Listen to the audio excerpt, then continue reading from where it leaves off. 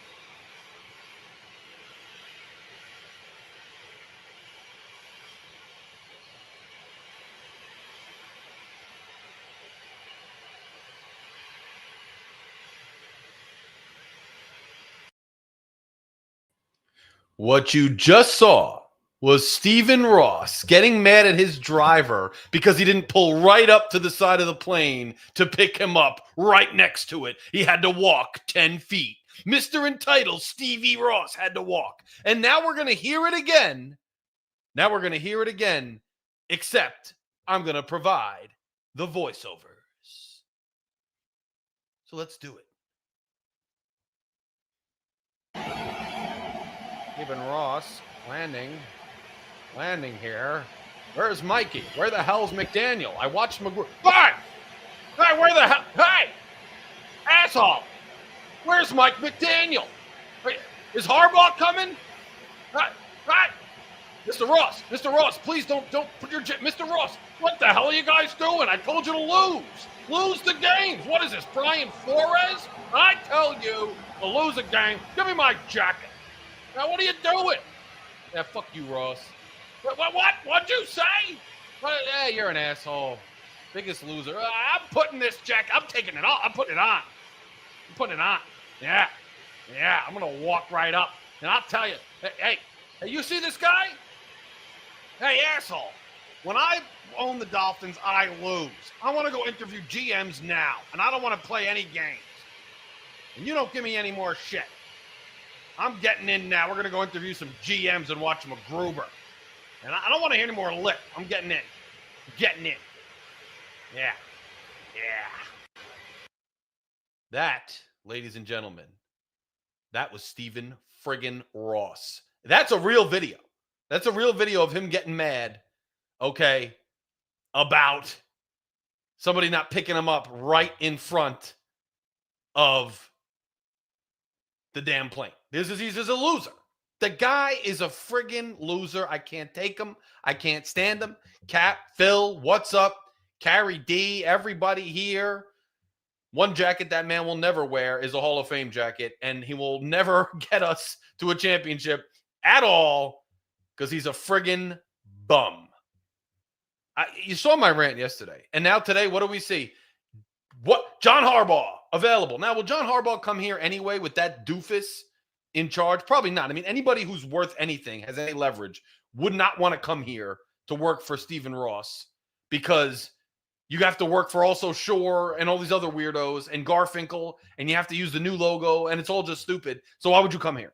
He's probably going to go to the New York Giants, where they're probably going to be a proud franchise once again, because this guy right here. And that picture is he's too young in that picture. That's not even what he looks like anymore. This is more what he looks like. Yeah, damn it, I didn't take my... Stephen Ross. Guy is leading us to hell in a handbasket with this clown here, who will not, Barry Jackson reports, will not now be a part of the interviews. I can report now that the interview team will be Troy Aikman, Dan Marino, Garfinkel, Shore, Stephen Ross, and Stephen Ross's son-in-law, the president of All Relevant Sports, or whatever the hell it is. That's who's going to control the interview process for the Miami Dolphins for GM. Mike McDaniel will not be a part of it. You know why, guys? I'm already going to tell you now, and this is what's going to happen because the media is already playing the little game. They're going to say they're not announcing Mike's coming back. Here's why. Here's why they're not announcing. Because if they announce, then it looks like they made the decision unilaterally, and every GM coming in had to approve of Mike to even interview for the job. So they want to dupe you because that's what these guys dupe you. And you got to start listening to Phin-Addict Fury. If you're not a subscriber yet, click the subscribe button. Let's just get this channel much higher, much bigger, because it's got to be. We're speaking too much truth here. There's too much realness on this channel for it to be so, undersubscribed. So let's hit subscribe, become a Fury fan member. Let's get it popping here. But here's the thing. They're not going to tell you, because I see some people in the comments for my video yesterday saying, well, he's not officially still here yet, Larry, LOL. I mean, they haven't made a decision. Well, there's a reason, because everything this place does, because Ross is he's one of these guys, one of these billionaires. What these guys do, they get in their little rooms and they figure out how can we, change the narrative? What's the talking point? And then they tell their little minions who are on their little content platforms and their little Twitter or X accounts to start spreading the narrative so that everybody believes it and they can start saying it to everybody else. That's what they did with Mike McDaniel when he came here on the plane. Hey, bud, you're really great. I can't wait to make you a mixtape. Heart BFF, just like it's 2009. And all that nonsense is all planted crap, okay? And Carrie D has something to say here. The Harbaughs aren't going to put onto that soft nonsense. They want grit. And this team wants to float in the pool while we're nothing more than pool vacuums. Great point. That's what we are. We're little noodles, little pink and peach noodles in the pool. Phil Montgomery, 10-year contract and full organizational control for Harbaugh. Give him a slice of the team. I agree with you, Phil, but here's the truth of the matter that no one's going to talk about, that the media is going to BS you. You know why they haven't announced that Mike McDaniel's officially back yet all the media is reporting it? You know why? Because they're going to hire a GM. That's why all the leak came out today. Because you know why? Stephen Ross, his people saw me go off, saw TD go off. They saw the content creators go off. They saw Chris Perkins write that scathing article. They saw all that stuff. And they're like, wow, this isn't going too well for us. We got to do something. So they came out with the little leak through Barry Jackson. Because I'm not saying Barry's on the take. I'm saying whoever leaks stuff to Barry knows why he's leaking. He leaks to Barry, well, Mike McDaniel's not going to be a part of the interview team. The interview team's Aikman, Marino, Shore, whatever. Why do they do that? It's very simple. It's a calculated move. A lot of people are going to fall for it. But none of you are going to fall for it because you're Fury fam and you're tuned into Phin-Addict Fury tonight. You're not going to fall for it. You got to spread the word to everybody else so that they don't fall for it. Because here's what's going to happen. I'm telling you right now, here's what's going to happen. When they finally hire the GM, who, make no mistake, they told Mike McDaniel's the coach, they're going to say, well, every GM who came in, they had the ultimate decision as to whether they were going to keep Mike. And this guy, he happened to really like Mike. It was his choice all along. And when he came in and sat and talked to us, he felt that Mike had a really strong foundation. He thought that the players in the room were a good, group to start working with. He liked the culture. He appreciated Mike's innovation on the offense. He saw what Mike had done in the past, and he's excited to work with Mike. Then the GM's going to come in and say, when I really wanted to work with Mike McDaniel, I was so excited. You know what that sounds like? That sounds like what Mike McDaniel said about Tua when he came here. I came here for Tua. Tua was the guy. But it's all bullshit, okay? Mike McDaniel was told he had to rock with Tua, and he did. And the new GM is going to be told he has to rock with Mike McDaniel. They're just not going to announce it. They're not going to announce it until they hire the GM so that they could pretend that the GM had a say in it and Mike wasn't definitive, so they could lie to you like they always do. They could lie to you and say that he likes Mike to try to dupe you again, to try to give you a false. Phil says it. Phil said it before I said it. Phil said it exactly. That's why Phil is an executive team Fury fan. Dude, he knows, bro. That's why Phil writes for this channel. And you could read his column. And it's always damn on point. Mikey likes it, but the cereal's soggy and no one wants to eat it. Carrie, I love it. I love the old school. I love old school analogies. That's what's going on. But listen, here's the thing. John Harbaugh came out. You know damn well. You know how Ross does. He's sneaky. He's going back channeling like, will John be interested? Or is there any chance John comes over here? Or I don't know. You know. And if Harbaugh says, I want to come to Miami, I'm telling you right now, Mike McDaniel's out the door. But I don't think Harbaugh wants to come to Miami. He just doesn't. Yeah, there's no state income tax. Yeah, it's beautiful weather. Yeah, you got some players, but there's teams and organizations that are just so much better run than the Dolphins because Stephen Ross just can't run an organization. Okay, so there's a lot of better options for John Harbaugh than the Miami Dolphins. But I do think Ross would take Harbaugh if he was available and he said, get McDaniel the hell out of here. I don't think it's going to happen. What's going to happen is Mike McDaniel is not officially told in the public that he's being kept. They're going to go through this nonsensical charade of a GM hire. Then they're going to lie to you and say the GM really liked Mike. It was ultimately his decision. That's not what happened at all. They are specifically targeting people from San Francisco, people from around the league who have worked with Mike McDaniel, because make no mistake, this is going to be the same Dennis Hickey, Joe Philbin, Mike Tannenbaum, Adam Gase thing where they all report to the biggest, the guy they shouldn't report to. They're all going to report to Stephen Ross, and they're all going to be working together, which you know what that means when they all work together on the same level, Shore and McDaniel and the new GM. That means that they're all going to be working against each other, because the way you succeed in Stephen Ross's organizations is you backstab the guy next to you eventually so that he gets fired and you keep your job, right? We saw it with everybody, right?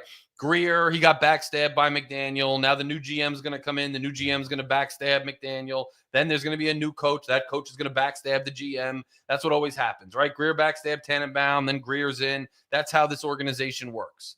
That's how this organization works.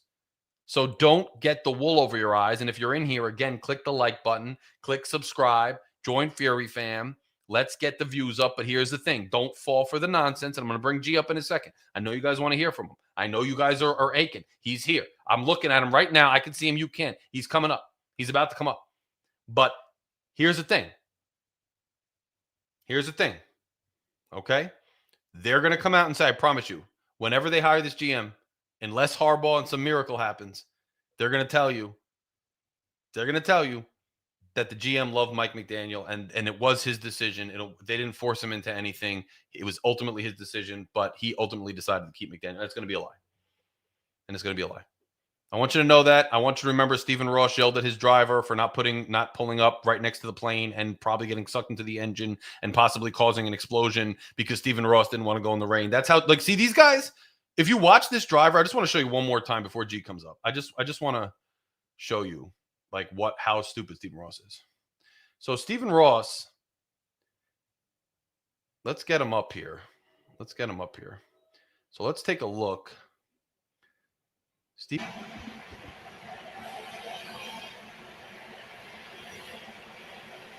That's how dumb he is. He wants the guy to pull up right under the engine, which is probably some kind of aviation violation or some kind of hazard. But he's like, oh, pull up here. Look at the driver. He doesn't even listen to him because he knows he's a moron. He gives him the jacket. But then he just walks away like, yeah, screw you. He shakes his head at him because he knows he's a moron. He's a moron. He knows it. You got to understand. The guys around Ross, they know he's stupid. Like, yeah, he wants to pull up next to the plane. It's going to friggin' cause some kind of catastrophe and break aviation protocol. So the driver's like, all right, Steve, don't get your panties in a bunch. Put your Depends on and get in the car and knock it off. No one cares. This guy doesn't know what he's talking about. He never knows what he's talking about. That's why he's a terrible friggin' owner. And, I wanted you to see that. G, this is the first time we're talking, aside from text and whatever, after this debacle of a season, after the reports coming out, Mike McDaniel, well, I'm going to help any way I can. And the Tua, now remember there was some suggestion, well, Tua might be here. Tua's like, I want to be out. It'd be dope if I got the hell out of here. And I don't even blame Tua at this point. What's your thoughts, G? I mean, we just got done with a miserable Dolphins season. I hope you guys are ready for this miserable Dolphins all season. Then we're getting ready for another miserable Dolphin season. This organization sucks, and we the fans have to suffer from this incompetent Magoo. It just sucks, man. Patriots are back, and we're going back to where we are. Back in 2019, I thought Ross was changing. He was giving the right reins to Chris Greer. And Grier picked the coach, and then of course he meddles in, got rid of a great head coach, and he got this geek. I mean, dude, all this John Harbaugh stuff. I would love John Harbaugh in Miami. I think if we got John Harbaugh, I can believe we can win a Super Bowl again. But let's be honest, folks, we're not getting John Harbaugh. I mean, Ross was tampering with Jim Harbaugh, and we had Jim Harbaugh. But what happened? We didn't get Jim Harbaugh. He goes to LA Chargers. Instead, we hire Mike McGeek. And now we're going to fire Mike McGeek. He'll go get John Harbaugh. I don't think so. I'm willing to bet, Larry, either tomorrow, later in this week, or even next week, Ross will put out a statement, no matter who the GM is. And quite frankly, I said it in my rant that Larry hasn't uploaded yet, but you'll see. The GM we're getting is going to be a 49er nerd. He's going to be a 49er geek, and I'm not even calling him it's going to be a 49er nerd. And yeah, it's basically to get Mike McGeek. I mean, I don't know why he's not fired. I mean, Ross is doing it half-ass.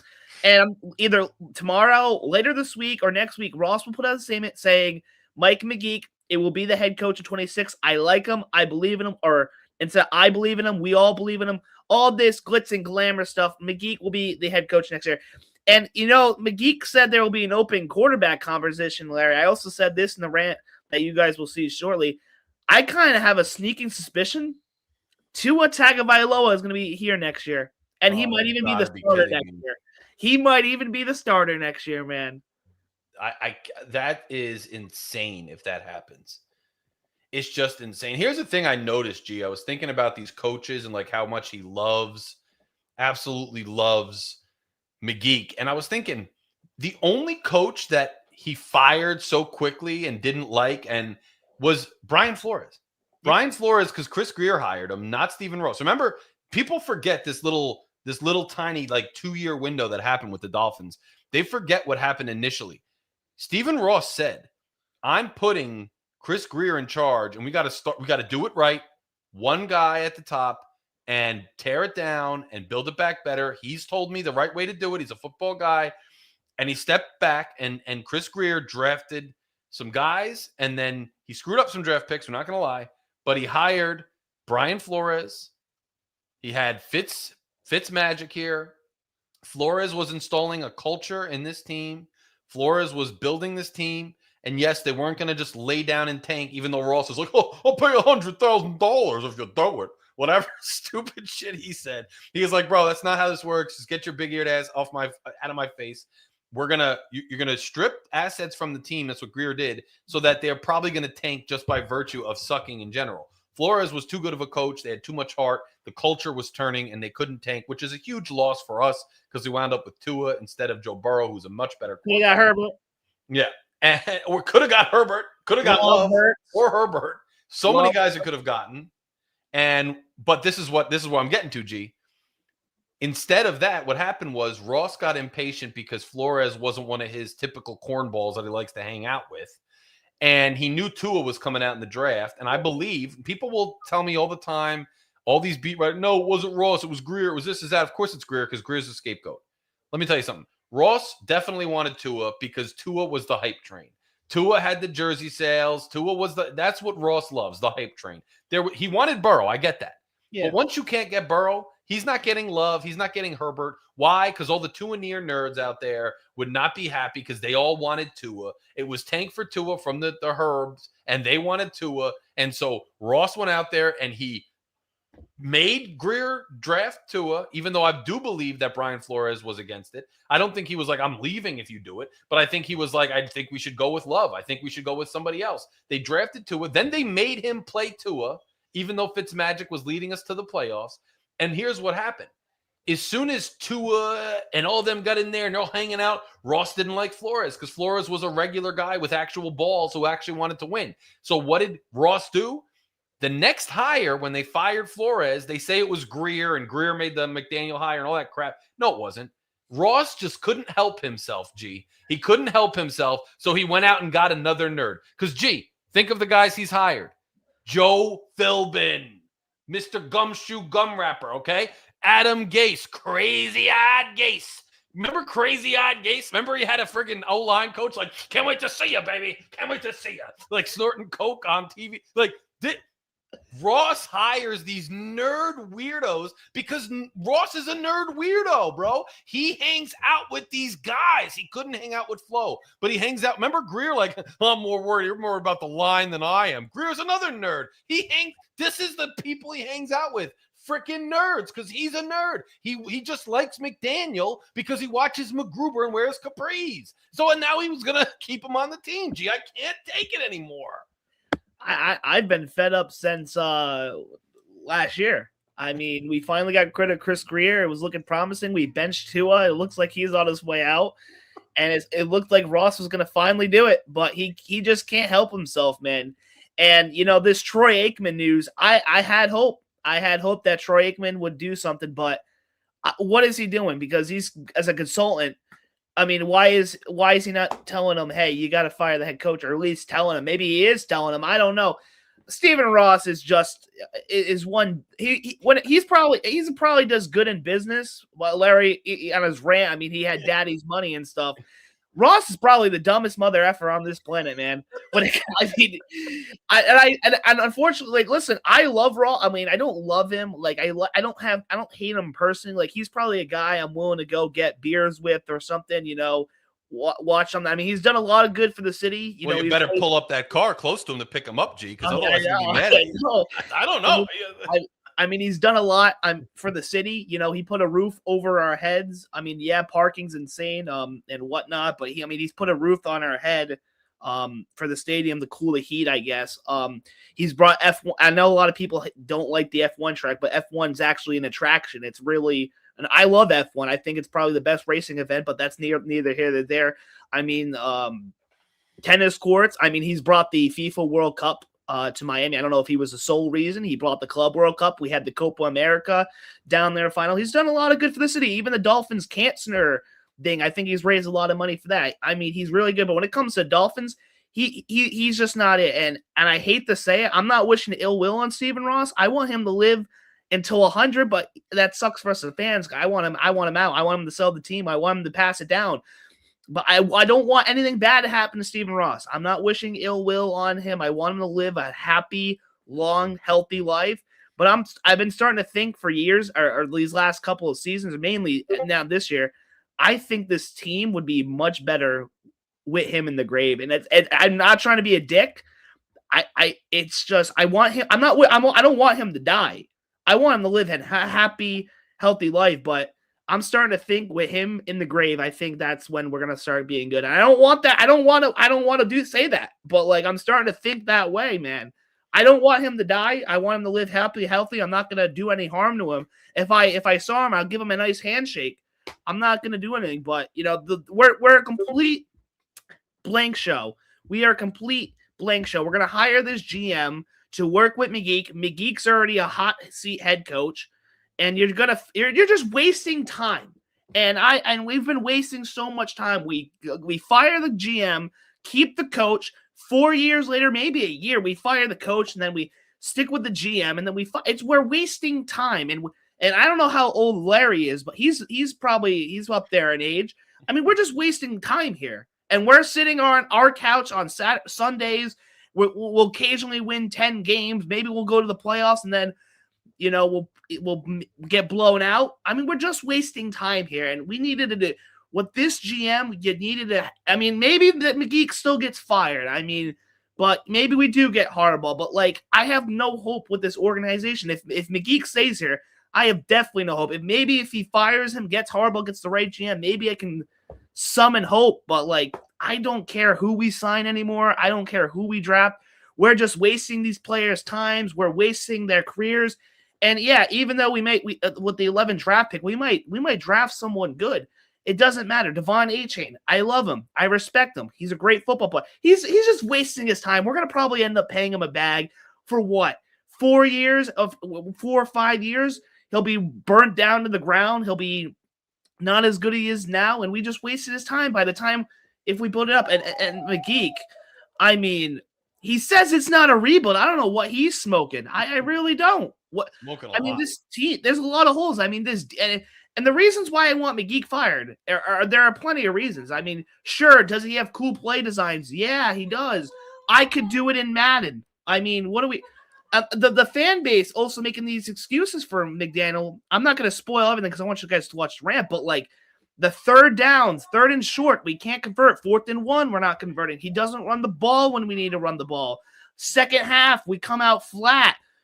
The quarterbacks, even everyone's saying, oh, McGee didn't get to pick his quarterback. I mean, he picked Skylar Thompson, Quinn Ewers, and all these other guys. They haven't looked good. I'm not wasting time with it. We got to cut it loose. Maybe there's still hope, but I have nothing. I really don't. I get it, bro. And shout out, by the way, to J Miami Sports. Shout out to Michael K. Shout out to Chuck Cooper. I appreciate you listening, brother. Welcome in. And Miami Kid says it'll be a disservice if we don't look at Harbaugh. I totally agree. The problem is, Harbaugh ain't coming here. He doesn't want to come here. And Carrie says, I'm still a young Finn. Some of us are over 50 and wondering how much of life is left in our time frame. I just hit the big 40 this year, and I'm going to hit 41 later on this year, which is crazy and it sucks. But yeah, there was a time I was thinking about this.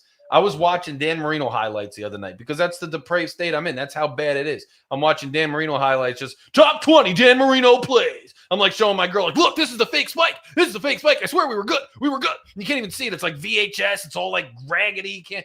And I was like, when I was in 2000, when we beat the Colts or whatever in that wild card game, I definitely, if you had asked me right then, like, yo, by the time you're 40, do you think they'll probably win a Super Bowl? I'd be like, hell yeah, of course. That's an ages away.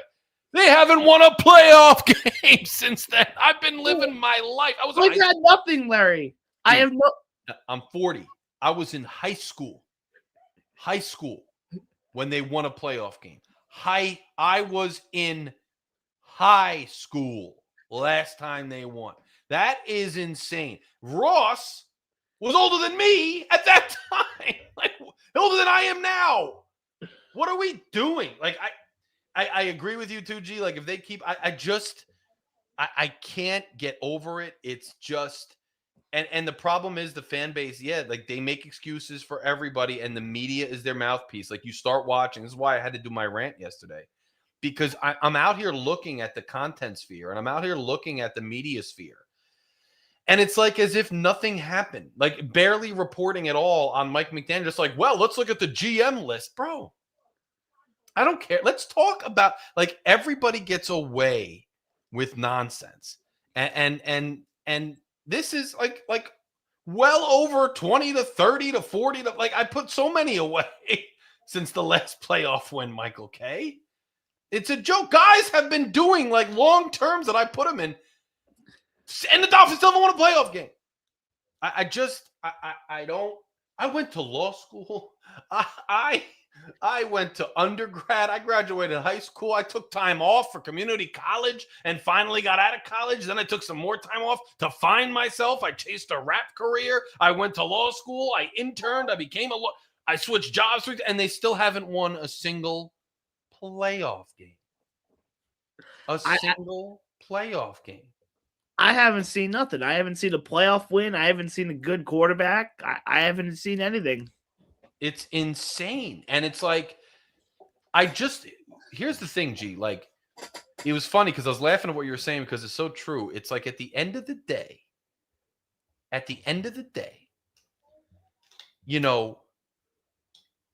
he had a chance. He could have fired, if he was going to just fire Greer, he could have just fired Greer, G, the offseason.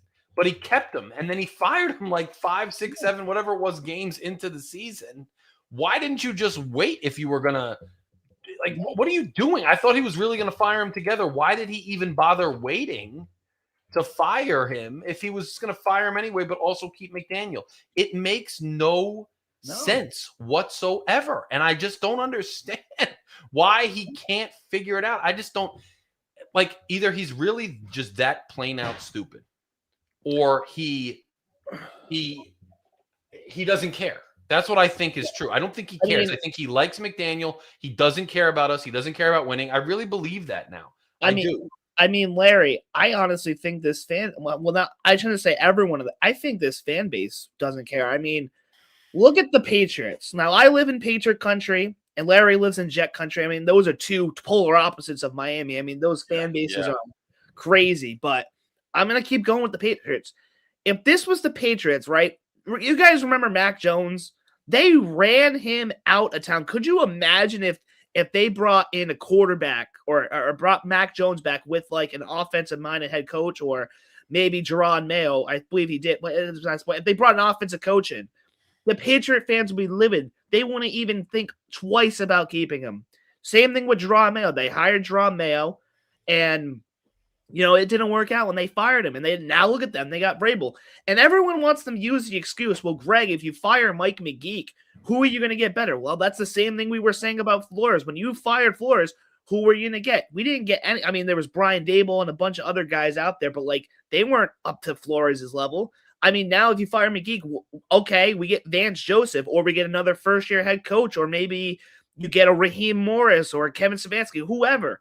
I would, and I don't want Vance Joseph, but I would 100% take Vance Joseph if that means we get off Mike McGeek or a first-year head coach. But 100%. Again, if they don't work out, guys, you could fire the coach after 1 year. Ross, right? Ross has a lot of money. I mean, look at the Raiders. They have fired 3 coaches in 3 years. You think Mark Davis here? He probably has a lot of money he's dishing out. He's trying to find a quarter. I'm not saying you have to be like the Raiders firing a coach every single year, but if it doesn't work out and it's a complete blank show, you just fire the coach and go find a new one. What in the business world? Ross is a businessman, right? You take risks. Sometimes the risks don't pay off. You cut your losses, but sometimes your risk pays off. Your investment hits. You cash in on the stocks.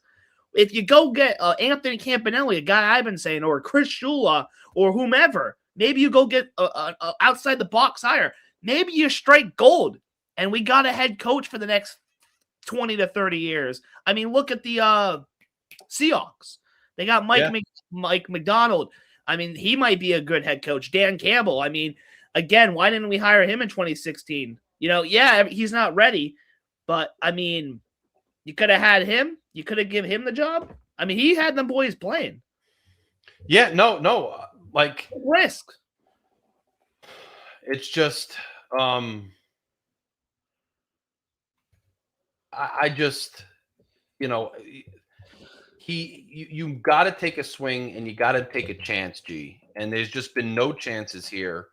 There's been no effort to, like, you're not winning with this team. You're not winning with this iteration, this head coach, the guys that have led you here. Why not try something different? Why not do something different? There are guys out there, but here's the difference, G. You're talking about the Pats.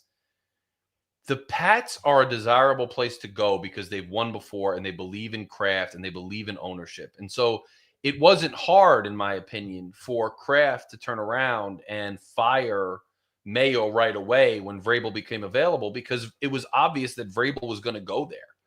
The problem with the Dolphins is, even if we were to turn around and say we're going to file McDaniel, and I'm not giving Ross an excuse, this is the hole he's dug for himself. He's not going to be able to entice a John Harbaugh to come here, because why would a coach? John Harbaugh is going to be the most sought after coach this cycle. There's no way he's not. He's come from a winning tradition in Baltimore. He's had a good record there. He's had some bad breaks, but he's really been a winning, perennial contending coach. Let's face it, he just got eliminated 2 days ago, and only because a kicker couldn't nail a 44-yard field goal. The guy is a winner. And so every team out there that's looking for a head coach is going to want to at least kick the tires on John Harbaugh. The problem is that when there's all those openings out there, why in hell, why would John Harbaugh come to the Miami Dolphins, this dysfunctional, terrible team that Stephen Ross is going to be in your ear every year talking about hype and orange carpets and Tim Tebow Day and whatever else, and pull the car up. I don't want to walk, and give me my jacket, take my jacket back, give me my jacket. No one wants to deal with Stephen Ross and this dysfunctional organization, which is really sad, because at the end of the day, this was a proud franchise. This was a franchise that for, 30 years was one of the best franchises in professional sports. And the fact that it's fallen so badly down to where it is now, to the point that I don't even think John Harbaugh would give us a look, is an indictment on Stephen Ross and the way he runs this organization.